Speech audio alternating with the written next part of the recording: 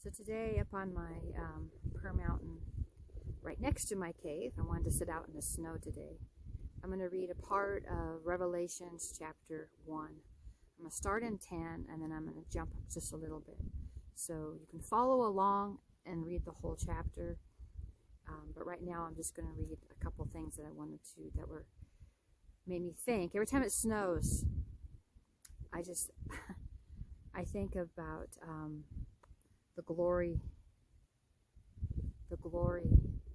of how beautiful and glorious it will be when we see Jesus. This is our sins, washed whiter than the snow. But when we see him, he's going to be brighter. He's going to be like the sun shining. Can't get much brighter down here than the sun shining on the snow. It's just beautiful. So Revelations chapter 1, I'm going to start in verse 10.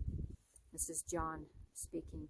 I was in the Spirit on the Lord's day, and I heard behind me a loud voice like a trumpet saying, "Write what you see in a book and send it to the 7 churches." Okay, then he goes on to name the 7 churches. Now I'm going to skip down to verse 12. Then I turned to see the voice that was speaking to me, and on turning, I saw 7 golden lampstands, and in the midst of the lampstands, one like a son of man, clothed with a long robe and with a golden sash around his chest. The hairs of his head were white like wool, like snow. His eyes were like a flame of fire. His feet were like burnished bronze, refined in a furnace, and his voice like the roar of many waters. I'm going to stop there. And,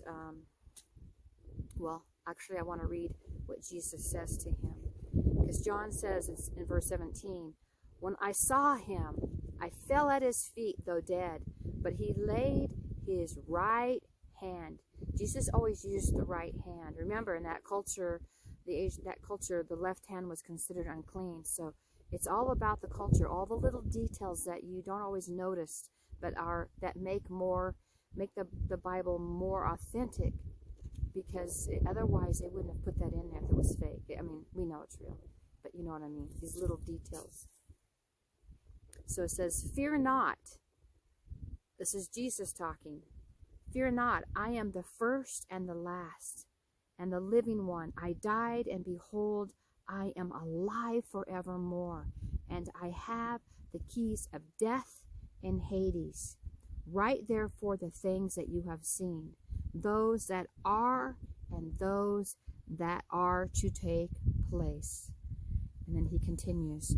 But my emphasis today is how glorious it's going to be when we get to see Jesus in heaven, and how beautiful and how bright he is going to be, and how glorious, how his glory is going to be. Like if you look up at the sun, you can't look at it. It's so bright.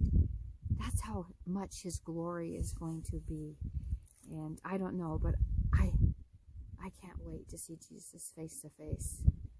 And every time I see snow and I see how beautiful it is when it shines, I think about how beautiful he's going to be when we get to see him in heaven.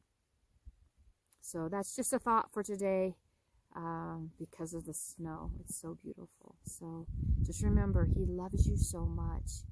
And in the word it also says that though our sins be as scarlet, they are washed like the snow.